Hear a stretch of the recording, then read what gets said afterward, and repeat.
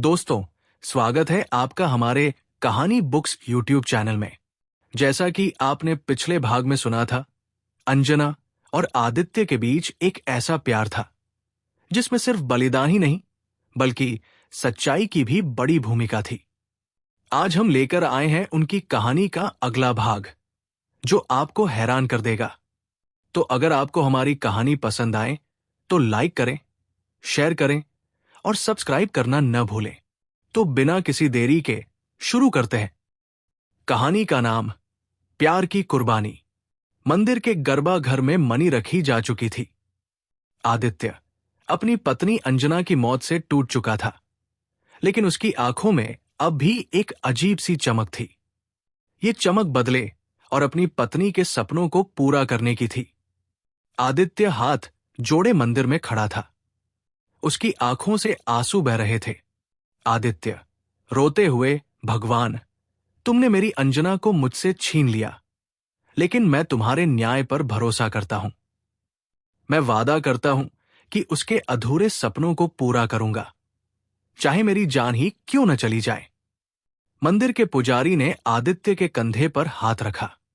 पुजारी, बेटा, अंजना की आत्मा तभी शांति पाएगी जब तुम उसके सपनों को साकार करोगे, लेकिन याद रखना, राह कठिन होगी। आदित्य ने गहरी सांस ली और मंदिर से बाहर निकल गया। बाहर गांव वालों का हुजूम खड़ा था। सब उसकी ओर उम्मीद भरी नजरों से देख रहे थे। गांव का मुखिया आदित्य, अंजना ने गांव के अनाथ बच्चों के लिए जो आश्रम बनाना शुरू किया था, वो अधूरा रह गया। हमें तुम्हारे नेतृत्व की जरूरत है। क्या तुम हमारा साथ दोगे? आदित्य ने कुछ पल सोचा। अंजना का चेहरा उसकी आंखों के सामने आ गया। उसने सिर हिलाया। आदित्य, हां, मैं उसके सपनों को अधूरा नहीं छोड़ूंगा। ये मेरा वादा है। कहानी आगे बढ़ती है। आदित्य ने गांव वालों के साथ मिलकर काम शुरू कर दिया। दिन रात मेहनत करते हुए वो आश्रम बनाने लगा, लेकिन उसकी राह में बाधाएं भी आईं। गांव के जमींदार, जो हमेशा से गांव वालों को दबाता आया था, उसे ये सब पसंद नहीं आया। जमींदार हंसते हुए, आदित्य, तुम जैसे लोग बड़े सपने देखने के लायक नहीं हो। ये आश्रम कभी पूरा नहीं होगा। आदित्य गुस्से से, तुम चाहे जितनी कोशिश कर लो, मैं अपने रास्ते से नहीं हटूंगा। ये आश्रम बनेगा और ये मेरे प्यार की सच्ची कुर्बानी होगी। जमींदार ने आदित्य को रोकने के लिए कई चालें चली। उसने आदित्य के सामान चोरी करवा दिए, काम रोकने की धमकी दी, लेकिन आदित्य ने हार नहीं मानी। गांव वालों का समर्थन उसके साथ था। आखिरकार कई महीनों की मेहनत के बाद आश्रम पूरा हो गया। उद्घाटन के दिन आदित्य ने अंजना की तस्वीर को फूलों से सजाया और उसे श्रद्धांजलि दी। आदित्य आंखों में आंसू लिए, अंजना, ये सब तुम्हारे लिए है। तुम्हारे सपने ने मुझे जीने की वजह दी। तुम जहां भी हो, मुझे उम्मीद है कि तुम मुझ पर गर्व कर रही होगी। गांव वालों ने तालियां बजाई। बच्चे आश्रम में खुशी खुशी दौड़ने लगे। आदित्य की आंखों में संतोष और अंजना की यादों का गहरा दर्द झलक रहा था। आश्रम का उद्घाटन हो चुका था। गांव के बच्चों के चेहरे पर मुस्कान देखकर आदित्य के दिल को सुकून मिला, लेकिन उसकी जिंदगी की मुश्किलें यही खत्म नहीं हुई थी। कुछ दिनों बाद गांव में एक अजनबी व्यक्ति आया। वो गांव के पुराने जमींदार का बेटा करण था, जिसे आदित्य के बारे में सब कुछ पता चल गया था। करण को यह बर्दाश्त नहीं था कि उसके पिता का नाम मिट्टी में मिल गया और आदित्य गांव का नायक बन गया। करण ने गांव वालों के बीच आदित्य के खिलाफ जहर घोलना शुरू कर दिया। उसने अफवाहें फैलानी शुरू की कि आदित्य ने आश्रम बनाने के पैसे चोरी किए हैं। गांव के कुछ लोग शक में आ गए। एक दिन आदित्य का सबसे अच्छा दोस्त विक्रम उससे मिलने आया।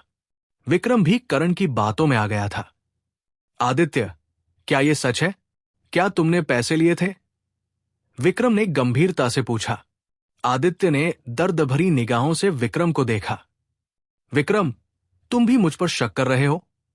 अंजना के सपनों के लिए मैं अपना सब कुछ कुर्बान कर चुका हूं। क्या तुम्हें अब भी मुझ पर भरोसा नहीं है? विक्रम की चुप्पी आदित्य के दिल को तोड़ने के लिए काफी थी। वो जानता था कि करण ने उसकी और विक्रम की दोस्ती को भी तोड़ने की कोशिश की है। इसी बीच करण ने आश्रम पर हमला करने की योजना बनाई। उसने रात में अपने आदमियों के साथ आश्रम के सामान को आग लगाने की कोशिश की, लेकिन आदित्य को पहले से भनक लग गई थी। वो अपने कुछ भरोसेमंद गांव वालों के साथ वहां पहुंच गया। आदित्य ने करण का सामना किया। करण, तुम मेरे और गांव के बच्चों के खिलाफ क्यों हो? तुम्हारा गुस्सा मुझ पर है, बच्चों पर नहीं। करण हंस पड़ा। तुमने मेरे पिता का नाम मिट्टी में मिला दिया। अब मैं तुम्हें बर्बाद करके रहूंगा। दोनों के बीच घमासान लड़ाई हुई। आदित्य ने अपनी सारी ताकत झोंक दी, लेकिन करण और उसके आदमी भारी पड़ रहे थे। तभी विक्रम ने हस्तक्षेप किया। वो अब सच्चाई समझ चुका था। आदित्य, मैं तुम्हारे साथ हूं, विक्रम ने चिल्लाते हुए कहा और करण के आदमियों से भिड़ गया। आखिरकार गांव वालों की मदद से आदित्य और विक्रम ने करण को हरा दिया। करण को गांव से निकाल दिया गया। आश्रम फिर से सुरक्षित हो गया, लेकिन आदित्य की आंखों में अब भी दर्द था। विक्रम ने उसके पास आकर कहा, आदित्य, मैं तुम्हारे साथ खड़ा हूं। अंजना के सपने को पूरा करना ही हमारा मकसद है। आदित्य ने गहरी सांस ली और कहा, विक्रम, ये सिर्फ शुरुआत है। हमें और भी कई बाधाओं को पार करना होगा। आदित्य और विक्रम अब साथ मिलकर गांव के विकास और अंजना के सपनों को साकार करने में जुट गए। लेकिन करण वापस लौटकर बदला लेने की कसम खा चुका था।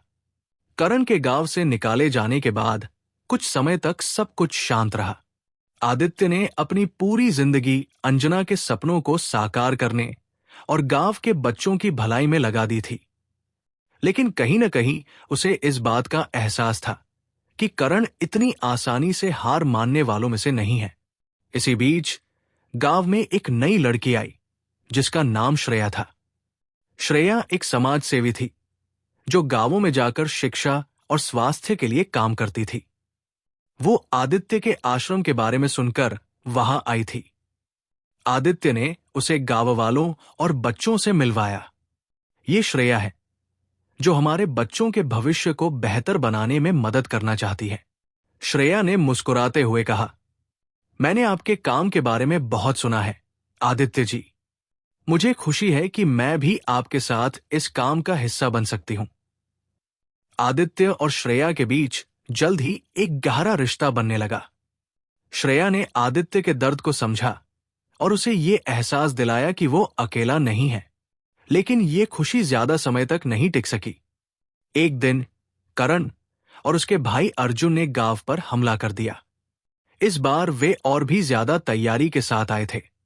अर्जुन ने गांव वालों को धमकाया कि अगर उन्होंने आदित्य का साथ दिया तो उन्हें इसका खामियाजा भुगतना पड़ेगा।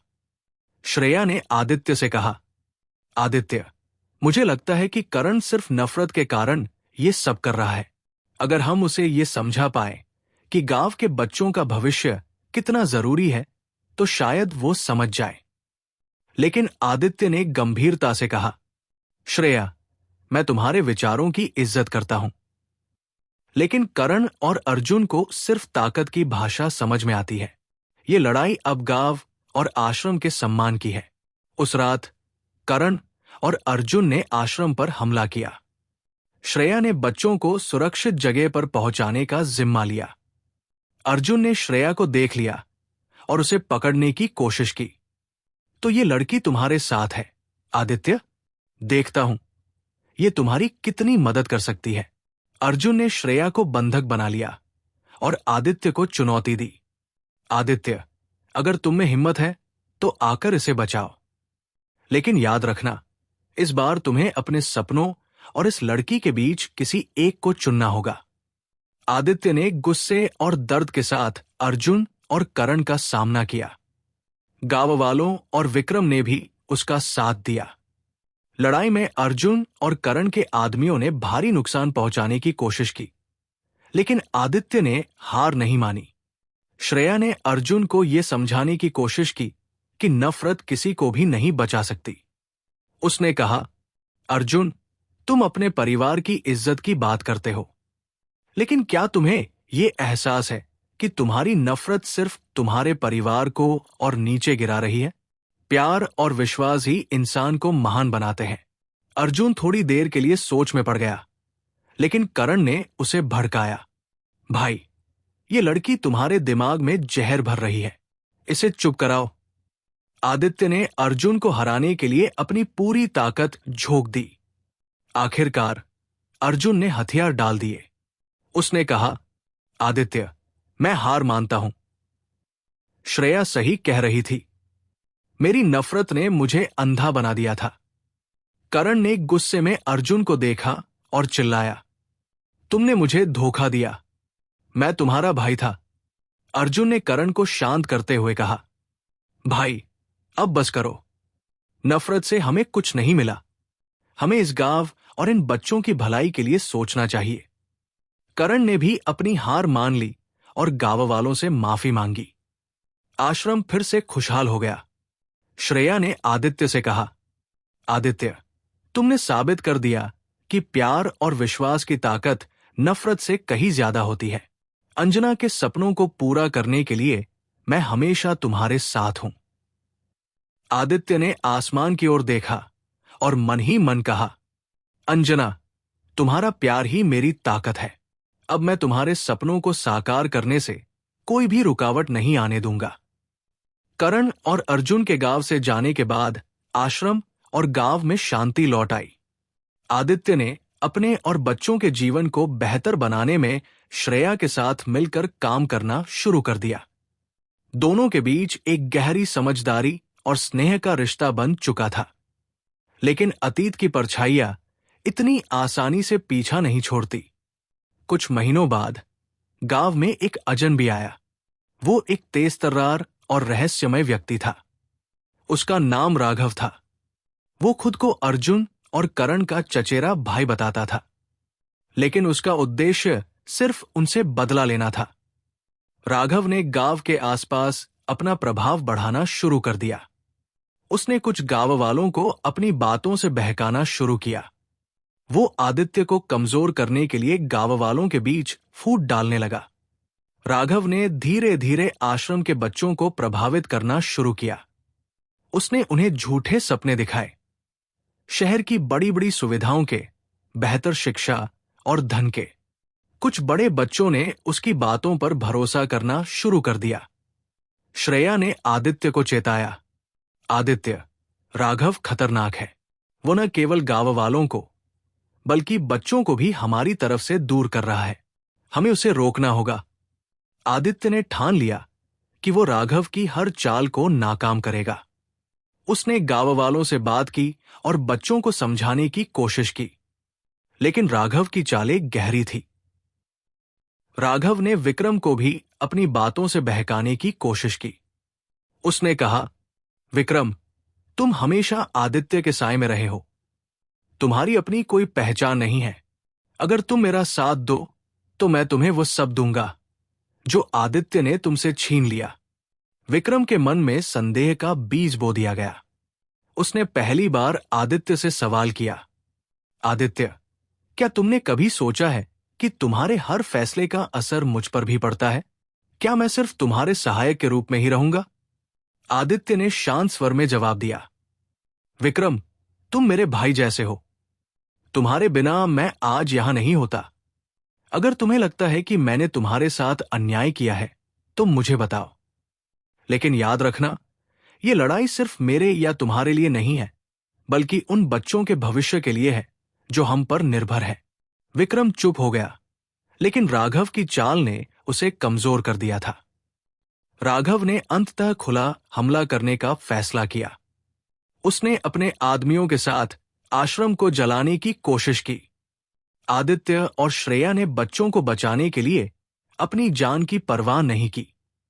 विक्रम ने भी अपने मन के द्वंद्व को खत्म करते हुए राघव का सामना किया।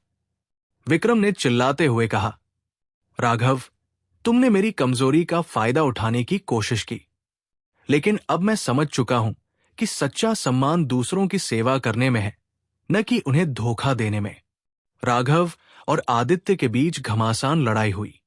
राघव ने आदित्य पर वार करते हुए कहा, तुमने अर्जुन और करण को तो हराया, लेकिन मुझे नहीं हरा पाओगे।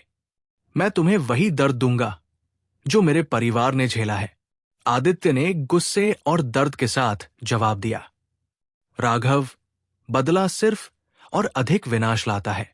अगर तुम्हें अपने परिवार की इज्जत प्यारी है तो इस नफरत को छोड़ दो। लड़ाई के बीच श्रेया ने राघव से कहा, राघव, तुम्हारी नफरत तुम्हें खत्म कर देगी। अगर तुम वाकई अपने परिवार का सम्मान चाहते हो तो प्यार और सेवा का रास्ता अपनाओ। बदला लेने से तुम्हें कुछ नहीं मिलेगा। राघव ने श्रेया की बातों पर ध्यान दिया। उसके अंदर एक बदलाव आया। उसने हथियार डाल दिए और कहा, आदित्य, शायद मैं गलत था। मैं अपनी नफरत में यह भूल गया था कि सच्चा सम्मान अपने कर्मों से मिलता है, न कि दूसरों को गिराकर। राघव ने गांव वालों से माफी मांगी और आदित्य के काम में हाथ बंटाने का वादा किया। आदित्य, श्रेया और विक्रम ने मिलकर आश्रम और गांव को फिर से संवारना शुरू किया। श्रेया ने आदित्य से कहा, आदित्य, तुम्हारा जीवन सिर्फ अंजना के सपनों को पूरा करने के लिए नहीं, बल्कि इस गांव के हर बच्चे के भविष्य को रोशन करने के लिए है, और मैं हमेशा तुम्हारे साथ रहूंगी। आदित्य ने मुस्कुराते हुए कहा, श्रेया, तुम्हारा साथ मेरे लिए एक नई उम्मीद है। अंजना के सपने अब सिर्फ मेरे नहीं, बल्कि हमारे हैं। आसमान में चमकते तारे मानो ये संदेश दे रहे थे कि सच्चा प्यार और विश्वास हर नफरत को हरा सकता है। राघव के परिवर्तन और गांव में शांति लौटने के बाद आदित्य, श्रेया और विक्रम ने मिलकर आश्रम और गांव को एक नई दिशा दी। लेकिन उनकी परीक्षा अभी खत्म नहीं हुई थी। आश्रम और गांव की प्रगति की खबरें दूर दूर तक फैल गई थी। इसी बीच एक नया दुश्मन सामने आया, अर्जुन और करण का बड़ा भाई यशवर्धन। यशवर्धन ने सुना था कि उसके भाइयों को आदित्य ने हराया और उनकी नफरत को बदलकर उन्हें सही रास्ते पर लाया। लेकिन यशवर्धन नफरत और ताकत का पुजारी था। यशवर्धन की एंट्री। यशवर्धन ने गांव में अपने आदमियों के साथ प्रवेश किया। उसने गांव वालों को धमकाते हुए कहा, मेरा नाम यशवर्धन है। मैं अर्जुन और करण का बड़ा भाई हूं। उन्होंने तुम्हारे इस आदित्य की बातों में आकर अपनी शक्ति खो दी, लेकिन मैं तुम्हें याद दिलाने आया हूं कि ताकत ही असली सच है। गांव में खौफ का माहौल फैल गया। यशवर्धन ने आश्रम और बच्चों को अपना निशाना बनाया। यशवर्धन और आदित्य का सामना। आदित्य ने यशवर्धन से मिलने का फैसला किया। उसने श्रेया और विक्रम से कहा, इस बार ये लड़ाई न केवल गांव की शांति के लिए है, बल्कि इस बात के लिए भी कि हमारी पीढ़ी को डर और नफरत में जीने से बचाया जा सके। जब आदित्य यशवर्धन से मिला तो उसने शांत स्वर में कहा, यशवर्धन, तुम्हारे भाइयों ने अपने गलत रास्ते छोड़ दिए। अगर तुम भी नफरत का रास्ता छोड़ दो तो ये गांव तुम्हें अपना लेगा। यशवर्धन ने हंसते हुए जवाब दिया, आदित्य, तुम जैसे लोग प्यार और विश्वास की बातें करते हो, लेकिन दुनिया को ताकत से चलाया जाता है। तुम्हारे जैसे कमजोर लोगों का कोई स्थान नहीं है। आदित्य ने गंभीर स्वर में कहा, यशवर्धन, ताकत का मतलब दूसरों को डराना नहीं, बल्कि दूसरों की मदद करना है। लड़ाई का आरंभ। यशवर्धन ने आदित्य और गांव पर हमला करने का आदेश दिया। उसकी योजना थी कि वो आश्रम को पूरी तरह से खत्म कर देगा। लेकिन इस बार गांव वाले, विक्रम और श्रेया आदित्य के साथ खड़े थे। श्रेया ने बच्चों को सुरक्षित जगह पहुंचाने का इंतजाम किया। विक्रम ने गांव वालों का नेतृत्व किया और आदित्य ने यशवर्धन का सामना किया। यशवर्धन और आदित्य के बीच एक घमासान लड़ाई हुई। यशवर्धन ने आदित्य पर वार करते हुए कहा, तुम्हारे जैसे लोग हमेशा हारते हैं। तुम्हारी दया और प्रेम तुम्हें बचा नहीं सकते। आदित्य ने जवाब दिया, दया और प्रेम ही सच्ची ताकत है। तुम्हारी नफरत तुम्हें अंदर से खत्म कर देगी। श्रेया की भूमिका। श्रेया ने यशवर्धन को रोकने के लिए उसकी कमजोरियों को उजागर किया। उसने कहा, यशवर्धन, तुम अपने भाइयों से नफरत कर सकते हो, लेकिन क्या तुम्हें उनकी बदलती जिंदगी नहीं दिखाई दी? वे अब खुश हैं क्योंकि उन्होंने नफरत को छोड़ दिया है। क्या तुम भी अपनी जिंदगी को बदलना नहीं चाहोगे? यशवर्धन श्रेया की बातों से प्रभावित हुआ। वो कुछ देर के लिए सोच में पड़ गया, लेकिन उसकी नफरत इतनी जल्दी खत्म होने वाली नहीं थी। अंतिम टकराव। यशवर्धन ने फिर से हमला किया, लेकिन इस बार आदित्य और गांव वालों ने उसे घेर लिया। यशवर्धन को एहसास हुआ कि उसकी नफरत उसे अकेला और कमजोर बना रही थी। उसने अपने हथियार डाल दिए और कहा, आदित्य, तुमने मुझे हराया नहीं है, तुमने मुझे बदलने पर मजबूर कर दिया है। मैं अपनी गलती मानता हूं।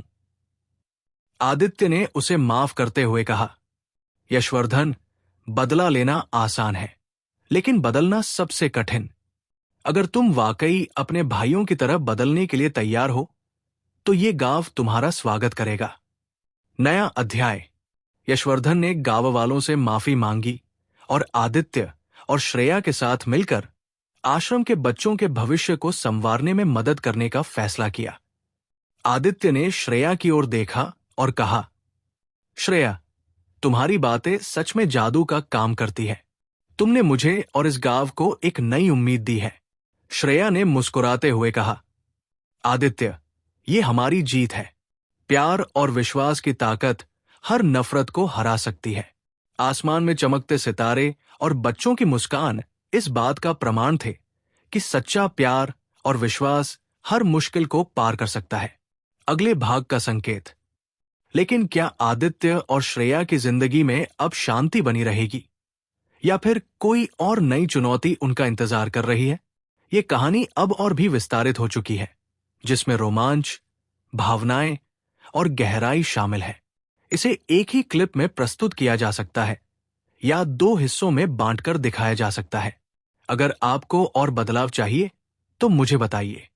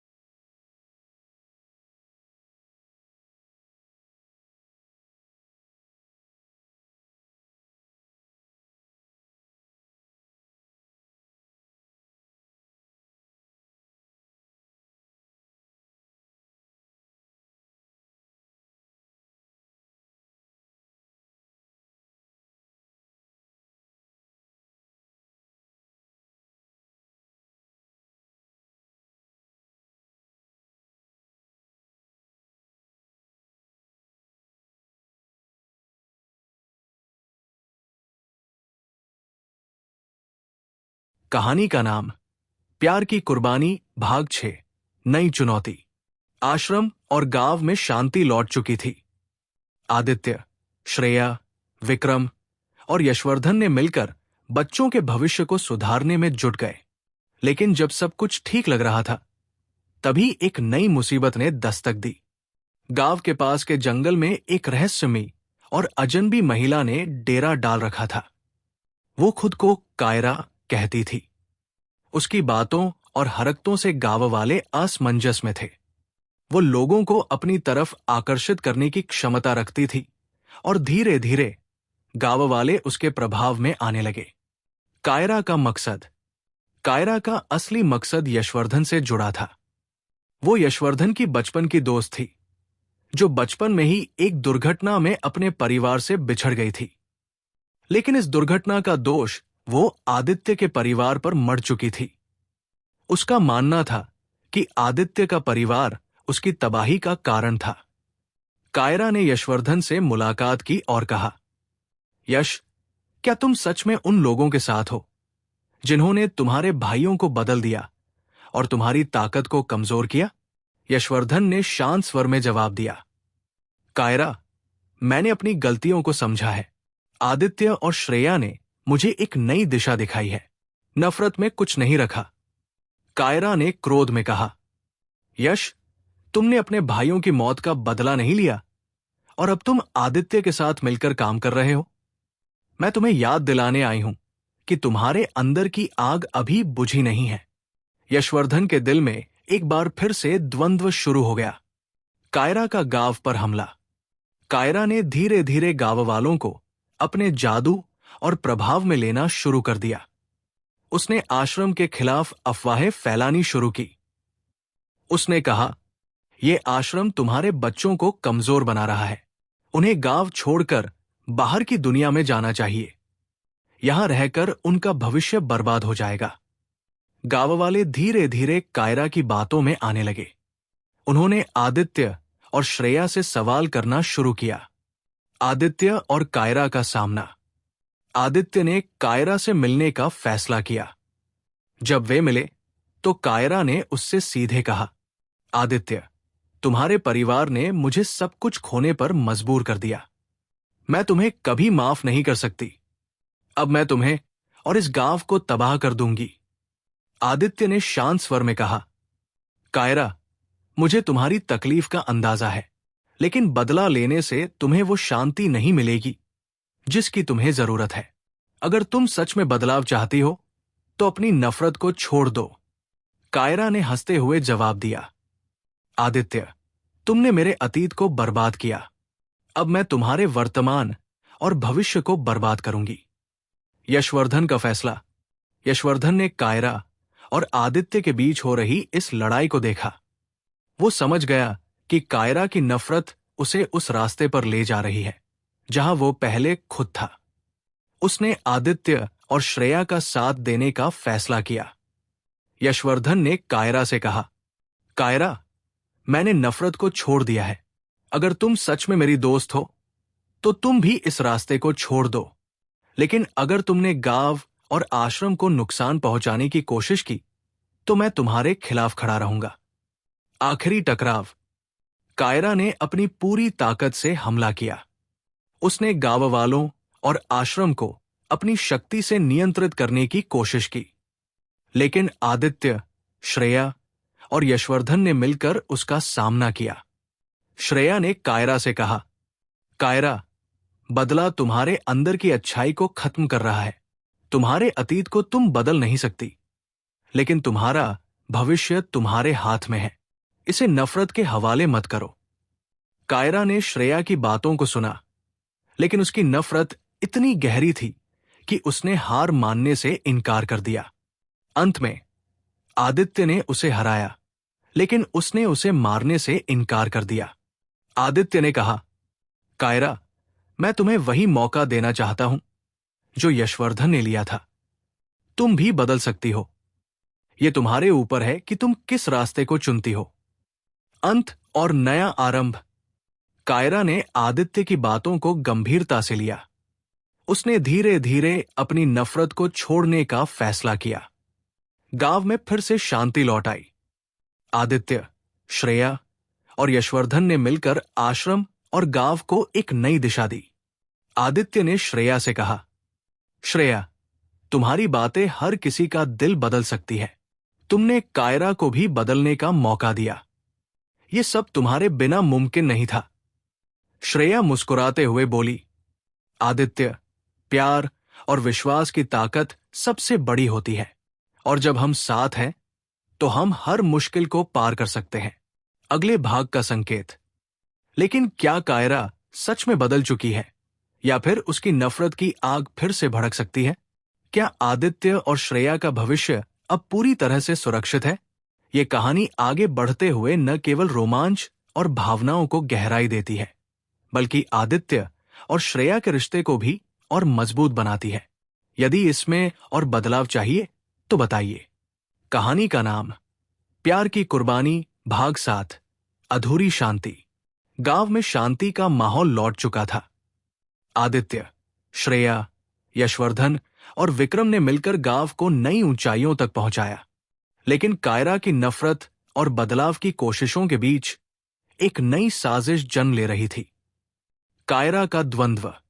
कायरा ने आदित्य और श्रेया से हार मान तो ली थी, लेकिन उसके दिल में अब भी अतीत का दर्द और नफरत के कुछ अंश बचे हुए थे। वो गांव में रह रही थी और अपनी गलतियों को सुधारने की कोशिश कर रही थी। एक रात कायरा अकेले जंगल में बैठी थी। उसके मन में अतीत के सवाल गूंज रहे थे। क्या मैं सच में बदल सकती हूं? क्या आदित्य ने मेरे परिवार को बर्बाद नहीं किया था? उसके अंदर की नफरत उसे बदलने नहीं दे रही थी। तभी अंधेरे में एक आवाज गूंजी, तुम्हें बदला लेना ही होगा, कायरा। प्यार और शांति जैसी चीजें तुम्हारे लिए नहीं बनी। नई साजिश, देविका की एंट्री। ये आवाज किसी और की नहीं, बल्कि एक और दुश्मन की थी, देविका। देविका आदित्य के पिता की पहली पत्नी की बेटी थी, जो सालों से आदित्य के परिवार को बर्बाद करने की योजना बना रही थी। वो आदित्य को अपने परिवार की असली बर्बादी का कारण मानती थी। देविका ने कायरा से मिलकर उसे अपनी साजिश में शामिल करने की कोशिश की। उसने कहा, कायरा, मैं तुम्हारे दर्द को समझती हूं। आदित्य ने मेरे परिवार को भी खत्म किया, लेकिन मैं तुम्हें वो शक्ति दूंगी जिससे तुम उससे अपना बदला ले सको। साथ मिलकर हम उसे खत्म कर सकते हैं। कायरा ने असमंजस में कहा, मैंने नफरत का रास्ता छोड़ने का फैसला किया है, लेकिन तुम जो कह रही हो वो मेरे अंदर के सवालों को जिंदा कर रहा है। देविका ने चालाकी से कहा, तुम्हें सिर्फ इतना करना है कि मेरे साथ मिलकर चलो। मैं तुम्हें दिखाऊंगी कि आदित्य कितना झूठा और धोखेबाज है।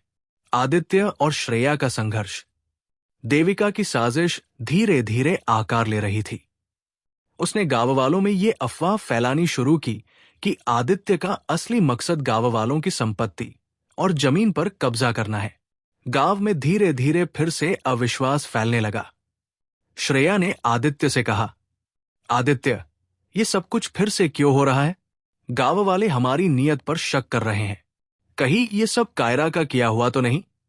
आदित्य ने गंभीर स्वर में कहा, श्रेया, कायरा बदलने की कोशिश कर रही है, लेकिन मैं उसके अतीत को नजरअंदाज नहीं कर सकता।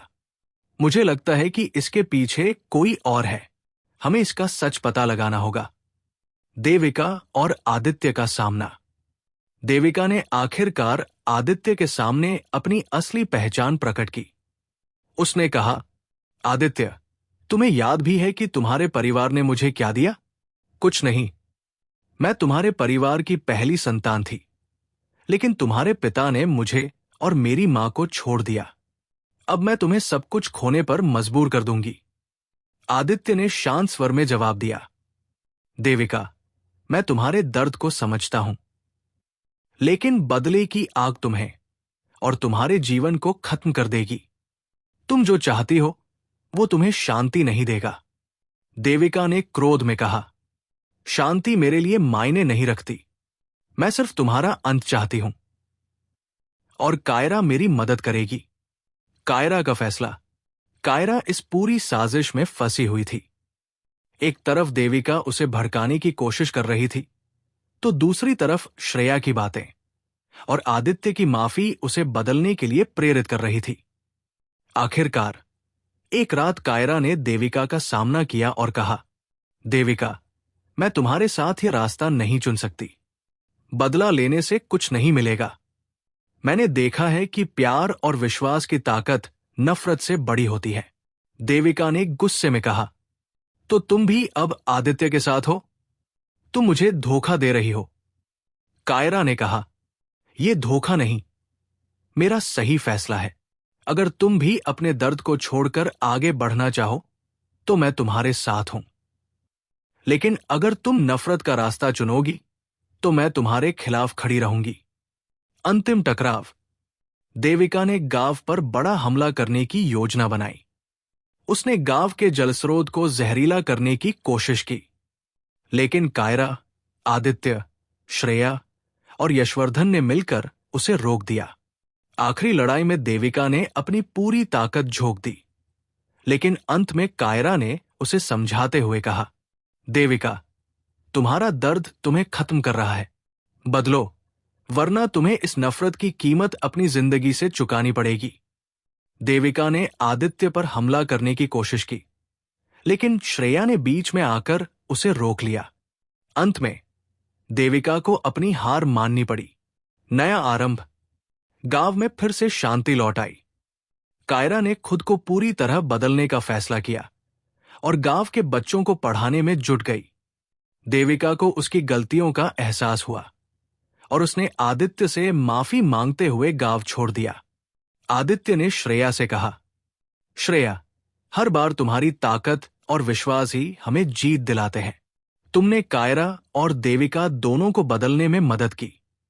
श्रेया मुस्कुराते हुए बोली, आदित्य, प्यार और विश्वास से बड़ी कोई ताकत नहीं। जब हम साथ हैं तो हर मुश्किल आसान हो जाती है। अगले भाग का संकेत। क्या देविका सच में अपनी नफरत को छोड़कर आगे बढ़ पाएगी, या फिर ये शांति एक और तूफान से पहले का सन्नाटा है? ये कहानी अब और गहराई और रोमांच से भर गई है। यदि आपको और बदलाव चाहिए या इसे और विस्तारित करना हो तो बताइए। कहानी का नाम प्यार की कुर्बानी, भाग 8, अंत या आरंभ। देविका के जाने के बाद गांव में शांति लौट आई थी। आदित्य, श्रेया और यशवर्धन ने मिलकर गांव की बेहतरी के लिए काम करना जारी रखा, लेकिन देविका के अंतिम शब्द आदित्य के दिल में सवाल छोड़ गए थे। उसने कहा था, आदित्य, मैंने जो खोया उसका दर्द तुम समझ नहीं सकते। मैं तुम्हें छोड़कर जा रही हूं, लेकिन मेरी परछाई हमेशा तुम्हारे साथ रहेगी। देविका की वापसी। कुछ महीने बीत गए। गांव में विकास की नई लहर चल रही थी। श्रेया ने बच्चों के लिए एक नई पाठशाला की शुरुआत की थी और आदित्य ने खेती के लिए नई तकनीकों को गांव में लाने का प्रयास किया। सब कुछ सामान्य लग रहा था, लेकिन एक रात आदित्य को एक गुमनाम संदेश मिला। तुम्हें लगता है कि कहानी खत्म हो गई है? ये तो सिर्फ शुरुआत है। आदित्य ने ये बात श्रेया और यशवर्धन को बताई। यशवर्धन ने कहा, यह देविका की चाल हो सकती है, हमें सतर्क रहना होगा। गांव में अजनबी की दस्तक। एक दिन गांव में एक अजनबी युवक आया। उसका नाम विकास था। उसने खुद को एक व्यापारी बताया और गांव में अपने व्यापार को स्थापित करने की इच्छा जताई, लेकिन आदित्य को उसकी बातों में कुछ अजीब लगा। आदित्य भाई, मैंने आपकी बहुत कहानियां सुनी हैं। आप सच में गांव वालों के मसीहा हैं, लेकिन क्या आप मुझे भी इस गांव में जगह देंगे? विकास, ये गांव सबका है। अगर तुम्हारे इरादे नेक हैं तो यहां तुम्हारा स्वागत है। विकास की साजिश। धीरे धीरे विकास ने गांव वालों का विश्वास जीतना शुरू कर दिया, लेकिन वो गुप्त रूप से देविका के निर्देशों पर काम कर रहा था। देविका ने उसे आदित्य को बदनाम करने और गांव वालों को उसके खिलाफ भड़काने के लिए भेजा था।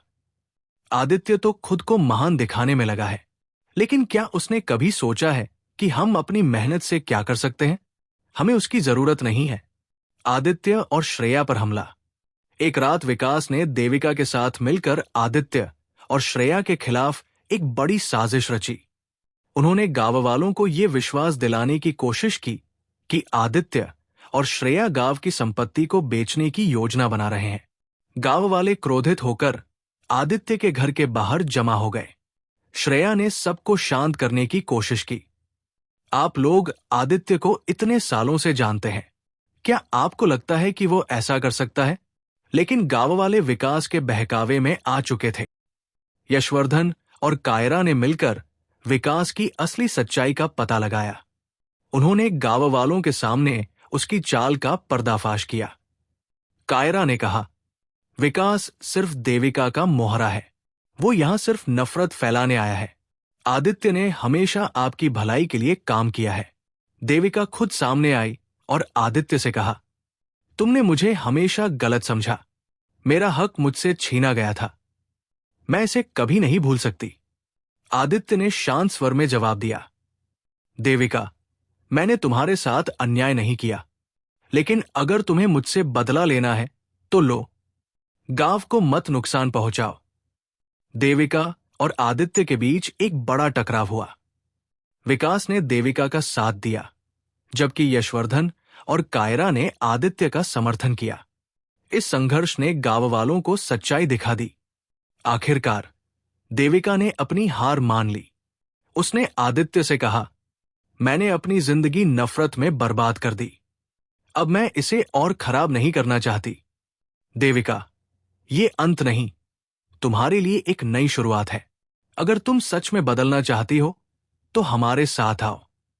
देविका ने अपने सारे गलत कामों के लिए माफी मांगी और गांव में एक नई जिंदगी शुरू करने का फैसला किया। आदित्य, श्रेया, यशवर्धन और कायरा ने मिलकर गांव को और मजबूत बनाने का संकल्प लिया। लेकिन क्या देविका सच में बदल गई है? क्या विकास और कोई नई साजिश रच सकता है? या फिर आदित्य और श्रेया की जिंदगी में कोई और दुश्मन दस्तक देगा? ये कहानी अब और भी गहराई और रोमांच से भर गई है। अगर आप और विस्तार या बदलाव चाहते हैं तो बताइए।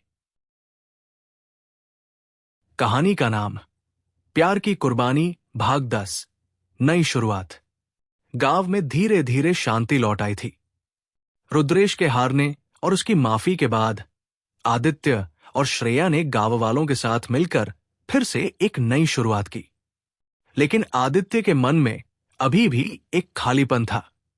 उसकी जिंदगी ने उसे बार बार कठिन रास्तों पर धकेला था और उसने अपने जीवन में कई अपनों को खो दिया था।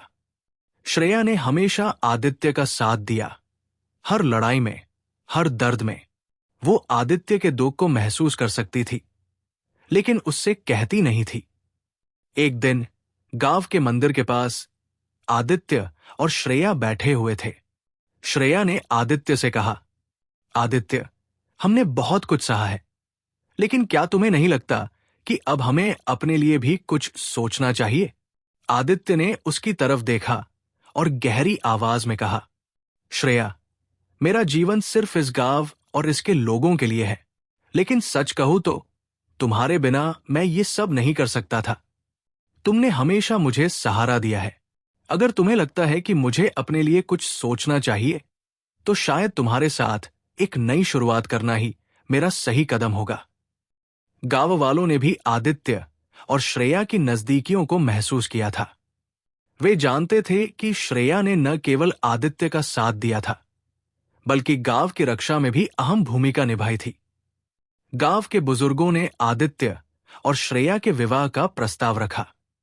बुजुर्ग ने कहा, आदित्य और श्रेया, तुम दोनों ने इस गांव के लिए बहुत कुछ किया है, लेकिन अब तुम्हारे जीवन को एक नई दिशा की जरूरत है। हम चाहते हैं कि तुम दोनों एक नई शुरुआत करो। आदित्य ने कुछ पल सोचा और कहा, अगर ये सबकी इच्छा है तो मैं भी इसके लिए तैयार हूं। श्रेया मेरे जीवन का हिस्सा बनी है और मैं उसके साथ अपना भविष्य देख सकता हूं। गांव में शादी की तैयारियां शुरू हो गई। मंदिर को फूलों से सजाया गया और पूरा गांव खुशी के रंग में डूब गया। श्रेया और आदित्य की शादी गांव वालों के लिए किसी उत्सव से कम नहीं थी। श्रेया ने शादी के दिन आदित्य से कहा, आदित्य, मैंने कभी नहीं सोचा था कि मेरा जीवन मुझे यहां तक ले आएगा, लेकिन तुम्हारे साथ बिताए गए हर पल ने मुझे सिखाया कि सच्चाई और साहस से बड़ी कोई ताकत नहीं होती। मैं हमेशा तुम्हारे साथ रहूंगी। आदित्य ने मुस्कुराते हुए जवाब दिया। श्रेया, तुमने मेरी जिंदगी में रोशनी लाई है। मैं वादा करता हूं कि तुम्हें कभी अकेला नहीं छोड़ूंगा। विवाह का दिन। मंदिर में शादी की रस्में पूरी हुई। आदित्य और श्रेया ने एक दूसरे के साथ 7 फेरे लिए और एक नई जिंदगी की शुरुआत की। गांव वालों ने उन्हें आशीर्वाद दिया और उनकी खुशहाल जिंदगी की कामना की। लेकिन जैसे ही शादी की खुशियां खत्म हुई, उसी रात गांव के पास फिर से एक अजीब सी हलचल शुरू हो गई। जंगल से एक डरावनी आवाज आई। आदित्य, तुम्हारा समय खत्म होने वाला है। तुमने मेरे परिवार को तबाह किया है और अब मैं तुम्हारे परिवार को खत्म कर दूंगा। यह आवाज मंत्रिका की थी, जो रुद्रेश की बहन और देविका की बड़ी बहन थी। वो एक ताकतवर जादूगरनी थी, जिसने अपने भाई की हार का बदला लेने की कसम खाई थी। आदित्य और श्रेया की नई जिम्मेदारी। आदित्य ने श्रेया से कहा, हमने अभी अभी अपनी नई जिंदगी शुरू की है, लेकिन ऐसा लगता है कि हमें फिर से अपनी खुशी को बचाने के लिए लड़ाई लड़नी होगी। श्रेया ने जवाब दिया, आदित्य, मैं तुम्हारे साथ हूं। चाहे कोई भी चुनौती आए, हम उसे साथ मिलकर हराएंगे। क्या आदित्य और श्रेया मंत्रिका की ताकत का सामना कर पाएंगे? क्या उनकी नई जिंदगी की शुरुआत खुशियों से भरी होगी, या फिर इसे जादू और नफरत की ताकतों से बचाने के लिए उन्हें अपनी कुर्बानी देनी होगी? गांव की रात गहरी हो चुकी थी। आदित्य और श्रेया शादी के बाद पहली बार अपने नए जीवन की शुरुआत का सपना देख रहे थे। लेकिन जंगल से आती मंत्रिका की गूंज ने इस नई शुरुआत पर खतरे की घंटी बजा दी थी। मंत्रिका, जो रुद्रेश और देविका की बड़ी बहन थी, अपने भाई की हार और बहन की मौत का बदला लेने के लिए गांव में आई थी। वो जादू की दुनिया की सबसे ताकतवर जादूगरनी थी और उसकी शक्तियां भयंकर थी। अगली सुबह गांव के चौपाल पर एक अजीब सी घटना घटी। आसमान अचानक काला हो गया और एक गहरी, डरावनी आवाज गूंजी। आदित्य, तुम्हारे साहस की कहानी मैंने सुनी है, लेकिन अब मैं तुम्हारी शक्ति और प्यार को तबाह कर दूंगी। तुमने मेरे परिवार को नष्ट किया है और अब मैं तुम्हारा सब कुछ छीन लूंगी। तुम्हारी नई दुल्हन श्रेया भी मेरे क्रोध से नहीं बच पाएगी। गांव वालों में खौफ फैल गया। वे आदित्य से मदद की उम्मीद करने लगे। आदित्य का दृढ़ निश्चय। आदित्य ने गांव वालों को सांत्वना दी और कहा, डरने की कोई जरूरत नहीं है। मैंने पहले भी दुश्मनों का सामना किया है और इस बार भी अपनी धरती और अपने लोगों की रक्षा करूंगा। चाहे मंत्रिका कितनी भी ताकतवर क्यों न हो, उसकी नफरत मेरे प्यार और मेरे इरादों को नहीं हरा सकती। श्रेया ने आदित्य के कंधे पर हाथ रखकर कहा, आदित्य, मैं तुम्हारे साथ हूं। हम दोनों ने मिलकर हर मुश्किल का सामना किया है और इस बार भी करेंगे। मंत्रिका ने गांव पर अपना पहला हमला किया। उसने अपनी जादुई शक्तियों से गांव की फसलें नष्ट कर दी, गांव का पानी सुखा दिया और गांव वालों के घरों को अपने जादू से तहस-नहस कर दिया। लेकिन सबसे बड़ा झटका तब लगा जब उसने श्रेया को अपने जादुई घेरे में कैद कर लिया। श्रेया ने मंत्रिका को चुनौती दी, तुम अपनी नफरत से हमें तोड़ नहीं सकती। तुम्हारा जादू कभी हमारे प्यार को नहीं हरा पाएगा। मंत्रिका ने हंसते हुए जवाब दिया, प्यार? यही प्यार तो तुम्हारी कमजोरी है। मैं इसे नष्ट कर दूंगी और आदित्य को उसकी सबसे बड़ी हार का सामना करवाऊंगी। आदित्य ने श्रेया को बचाने के लिए मंत्रिका का सामना किया। वो जानता था कि मंत्रिका की शक्तियों का मुकाबला करना आसान नहीं है, लेकिन वो हार मानने वालों में से नहीं था। जंगल में एक खंडहर मंदिर के पास उनकी लड़ाई शुरू हुई। मंत्रिका ने अपने जादू से आदित्य को परास्त करने की कोशिश की, लेकिन आदित्य ने अपनी बुद्धिमानी और साहस से हर वार का जवाब दिया। मंत्रिका, तुम्हारी नफरत तुम्हें अंधा कर रही है। तुम्हारी शक्तियां केवल विनाश ला सकती है, लेकिन मेरा प्यार और साहस इसे रोकने के लिए काफी है, आदित्य ने कहा।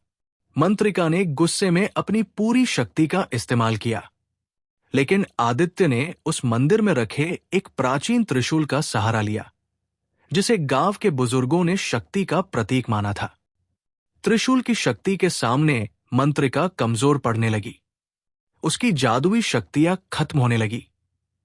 लेकिन लड़ाई के आखिरी पल में उसने अपनी पूरी शक्ति से एक आखिरी वार किया, जिससे मंदिर का आधा हिस्सा गिरने लगा।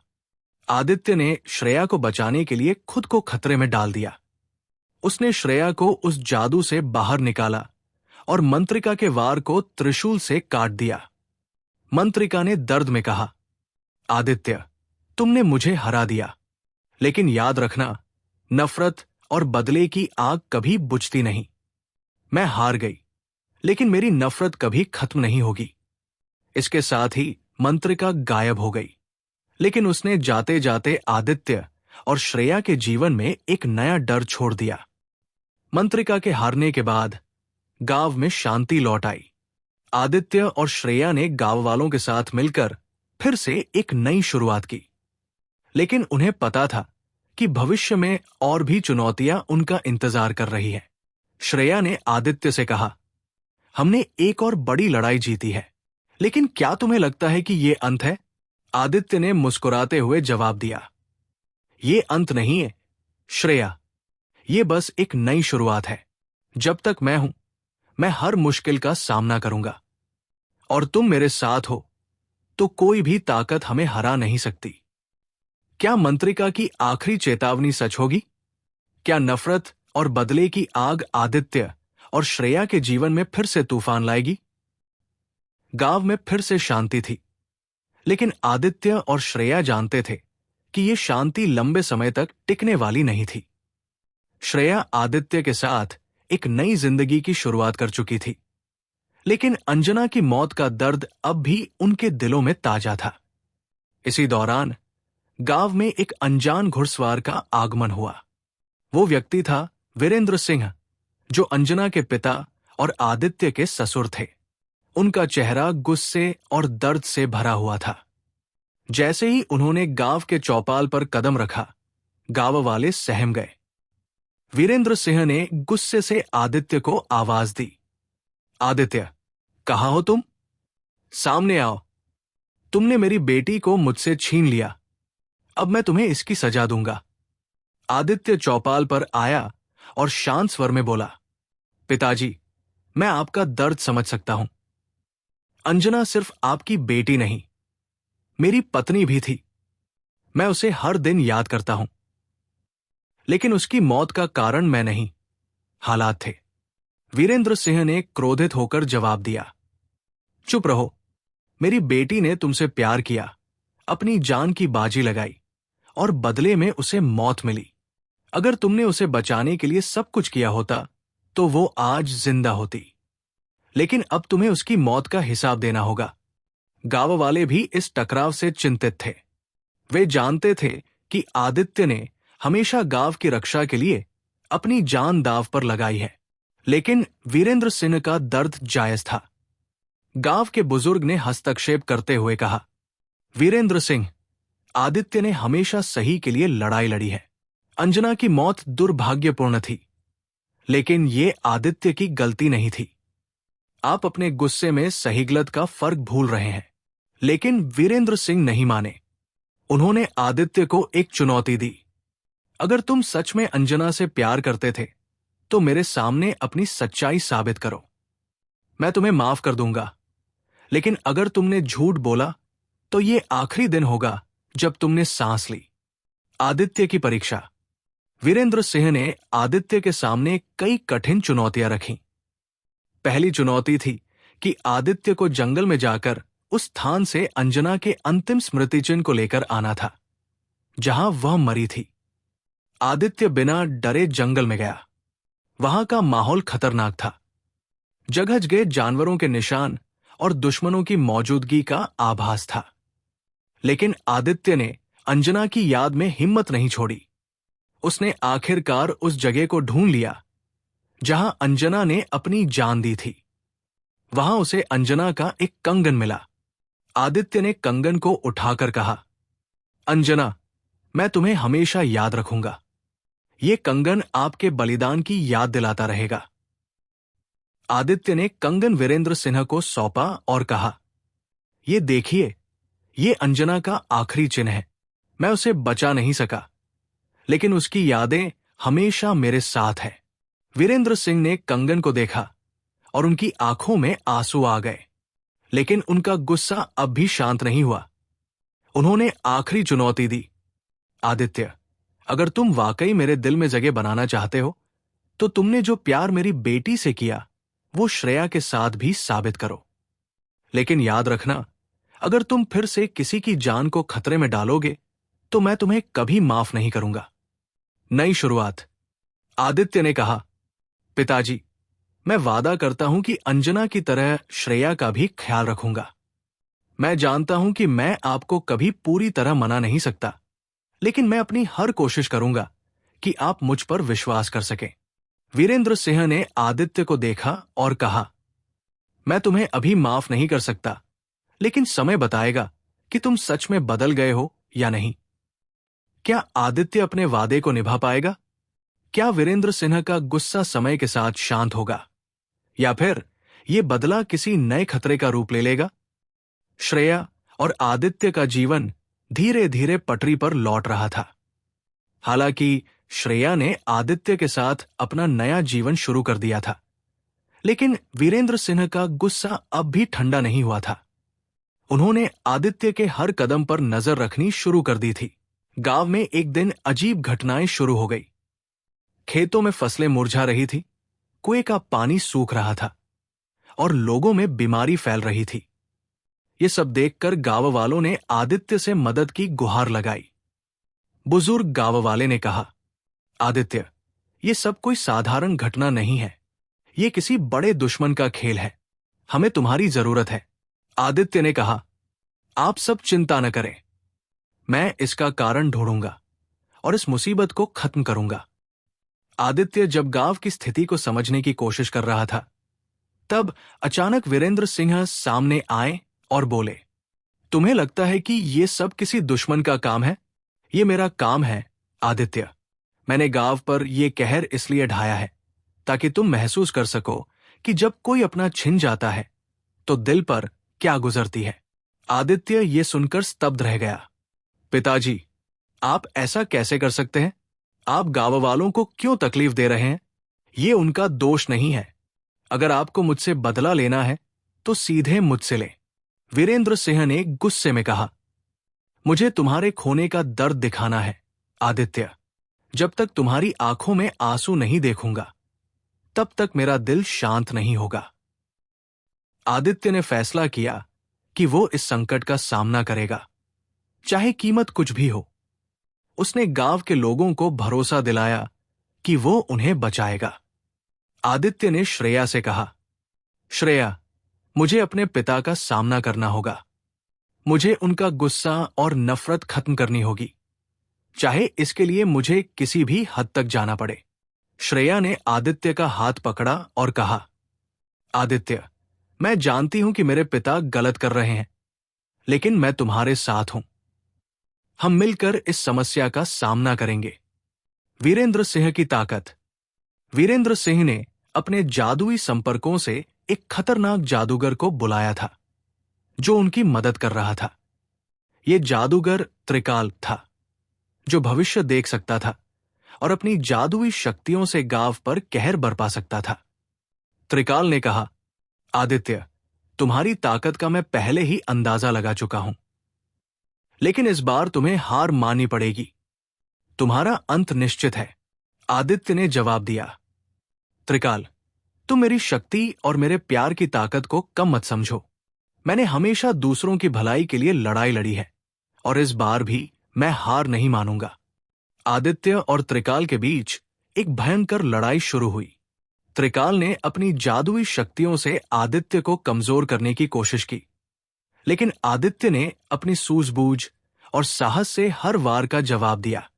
इस बीच श्रेया ने गांव वालों को सुरक्षित जगह पहुंचाया और उन्हें हिम्मत दी। हम सबको मिलकर आदित्य की मदद करनी होगी। ये लड़ाई सिर्फ उसकी नहीं, हम सबकी है। त्रिकाल ने अपनी पूरी ताकत से आदित्य पर वार किया, लेकिन आदित्य ने वीरेंद्र सिंह को समझाने की कोशिश की। पिताजी, बदला कभी किसी का भला नहीं करता। अंजना भी ये नहीं चाहती थी कि आप अपने गुस्से में दूसरों की जिंदगी बर्बाद करें। कृपया अपनी नफरत को छोड़ दें। वीरेंद्र सिंह की आंखों में आंसू आ गए, लेकिन उनका गुस्सा अब भी कम नहीं हुआ। उन्होंने कहा, आदित्य, मैं तुम्हारे शब्दों पर भरोसा नहीं कर सकता। अगर तुम सच में अपने प्यार को साबित करना चाहते हो तो मुझे ये दिखाओ। आदित्य ने अपनी तलवार नीचे रख दी और कहा, अगर मेरे मरने से आपका गुस्सा शांत होता है तो मैं अपनी जान देने को तैयार हूं, लेकिन कृपया गांव वालों और श्रेया को नुकसान मत पहुंचाइए। आदित्य के इस त्याग को देखकर वीरेंद्र सिंह का गुस्सा टूट गया। उन्होंने अपनी तलवार फेंक दी और कहा, आदित्य, मैं गलत था। तुमने मुझे दिखा दिया कि सच्चा प्यार और साहस क्या होता है। मुझे माफ कर दो। त्रिकाल ने यह देखकर अपनी हार मान ली और गांव छोड़कर चला गया। वीरेंद्र सिंह ने गांव वालों से माफी मांगी और आदित्य को गले लगाकर कहा, मैं अब समझ गया हूं कि अंजना भी यही चाहती थी। तुम सच में एक सच्चे इंसान हो, आदित्य। आदित्य और श्रेया ने एक बार फिर से गांव में शांति लौटाई और सबके साथ मिलकर एक नई शुरुआत की। क्या त्रिकाल फिर से लौटेगा? क्या आदित्य और श्रेया का जीवन अब पूरी तरह सुरक्षित रहेगा? गांव में शांति लौट चुकी थी। आदित्य और श्रेया का जीवन धीरे धीरे सामान्य हो रहा था। वीरेंद्र सिंह अब अपनी गलती का एहसास कर चुके थे और आदित्य के साथ संबंध सुधारने की कोशिश कर रहे थे। लेकिन यह शांति ज्यादा दिन तक नहीं टिकने वाली थी, क्योंकि त्रिकाल, जिसे हर कोई कमजोर समझकर भूल चुका था, बदले की आग में जल रहा था। त्रिकाल ने जंगल के भीतर एक खंडहर में शरण ली थी। उसने अपनी शक्तियों को दोबारा इकट्ठा करना शुरू कर दिया और एक नई योजना बनाई। इस बार उसका उद्देश्य सिर्फ आदित्य को हराना नहीं था, बल्कि उसे पूरी तरह खत्म करना था। त्रिकाल ने अपने गुरु महाकाल को बुलाया, जो काले जादू में त्रिकाल से भी ज्यादा शक्तिशाली था। महाकाल ने त्रिकाल से कहा, अगर तुम आदित्य को हराना चाहते हो तो तुम्हें अपने दिल से डर निकालना होगा। मैं तुम्हें वो शक्ति दूंगा जिससे तुम सिर्फ आदित्य को नहीं, बल्कि पूरे गांव को अपने वश में कर सको। लेकिन याद रखना, इसके बदले तुम्हें अपनी आत्मा मुझे सौंपनी होगी। त्रिकाल ने बिना सोचे समझे महाकाल की शर्त मान ली। महाकाल ने उसे ऐसी शक्तियां दी जिससे वो अदृश्य होकर गांव वालों को अपनी मर्जी से नियंत्रित कर सकता था। गांव में अजीब घटनाएं फिर से शुरू हो गई। इस बार लोगों के व्यवहार बदलने लगे। वे बिना वजह एक दूसरे से झगड़ने लगे, फसलें अपने आप जलने लगी और बच्चे बीमार पड़ने लगे। बुजुर्ग गांव वाले ने आदित्य को बुलाया और कहा, आदित्य, ये सब कोई साधारण घटना नहीं है। ये त्रिकाल का काम हो सकता है। हमें फिर से तुम्हारी मदद की जरूरत है। आदित्य ने गांव वालों को भरोसा दिलाया, मैं वादा करता हूं कि मैं त्रिकाल को हमेशा के लिए खत्म करूंगा। इस बार वो बच नहीं पाएगा। आदित्य और वीरेंद्र सिंह का गठजोड़। इस बार आदित्य ने अकेले लड़ने का फैसला नहीं किया। उसने वीरेंद्र सिंह से मदद मांगी। पिताजी, त्रिकाल ने इस बार पूरे गांव को अपने जाल में फंसा लिया है। मैं अकेले ये लड़ाई नहीं लड़ सकता। मुझे आपकी मदद चाहिए। वीरेंद्र सिंह ने बिना कोई सवाल पूछे आदित्य का साथ देने का वादा किया। आदित्य, इस बार हम साथ लड़ेंगे। त्रिकाल ने हमारी जिंदगी में काफी अंधेरा फैलाया है। अब उसे खत्म करने का समय आ गया है। आदित्य, वीरेंद्र सिंह और श्रेया ने मिलकर त्रिकाल का पता लगाया। त्रिकाल अब महाकाल की शक्तियों से लैस था। उसने आदित्य से कहा, आदित्य, तुम्हारा अंत अब निश्चित है। मैंने इस बार ऐसी शक्तियां हासिल की हैं जिन्हें तुम कभी नहीं हरा सकते। आदित्य ने जवाब दिया, त्रिकाल, तुम्हारी शक्तियां केवल डर और नफरत पर टिकी है, लेकिन मेरी ताकत प्यार और विश्वास से बनी है, और यह ताकत तुम्हारी किसी भी शक्ति से बड़ी है।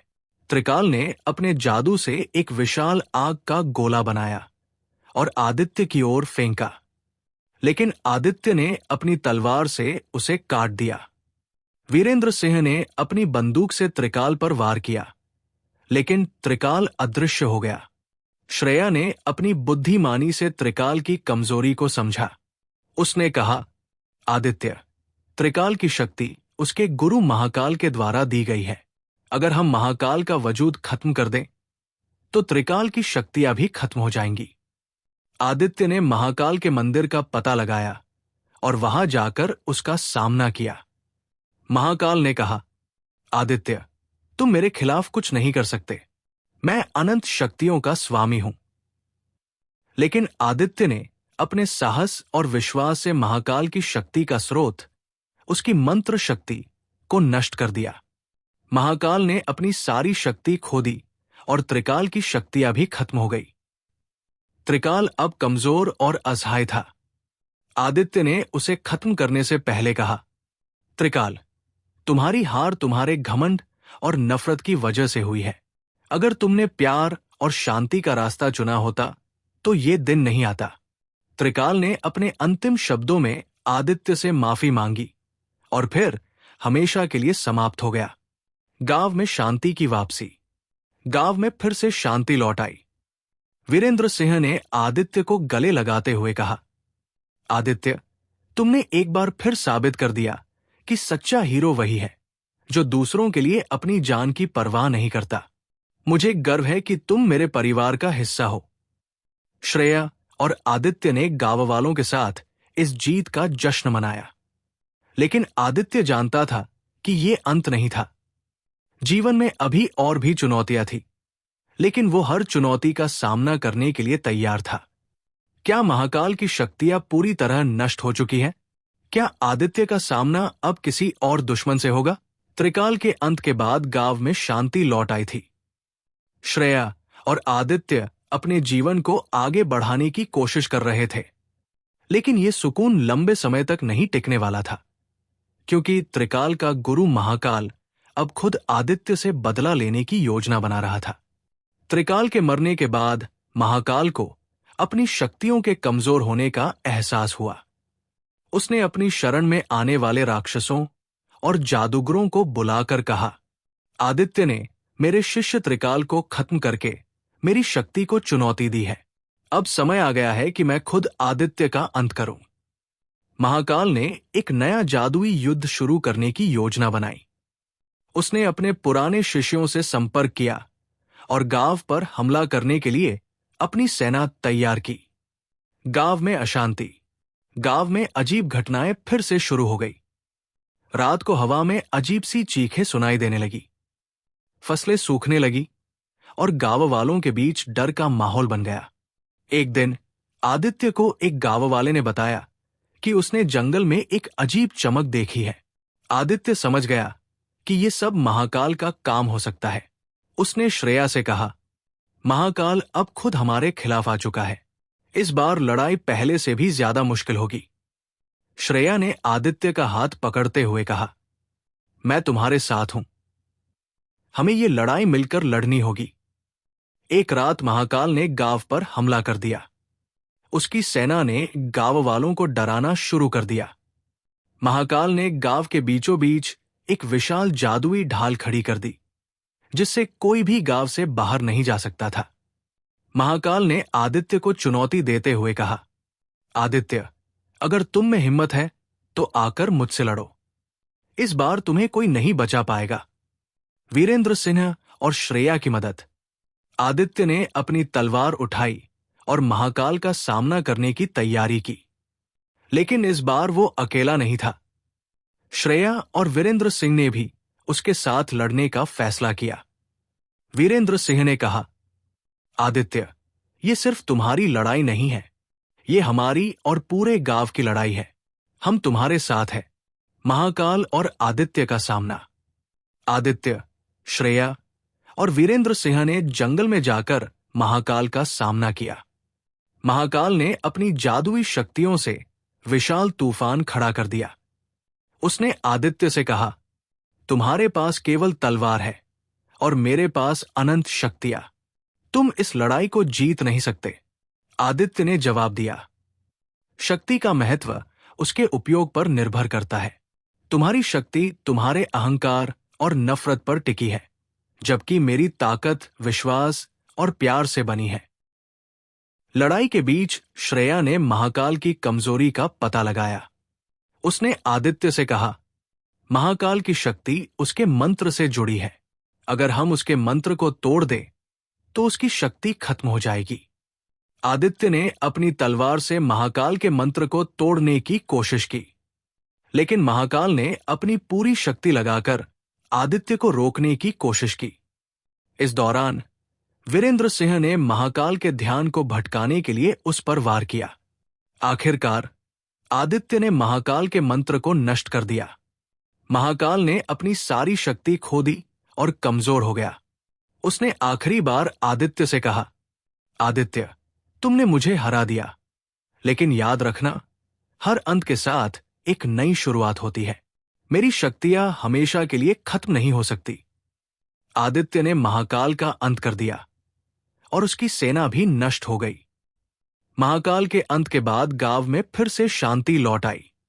आदित्य ने गांव वालों से कहा, यह जीत सिर्फ मेरी नहीं, बल्कि हम सभी की है।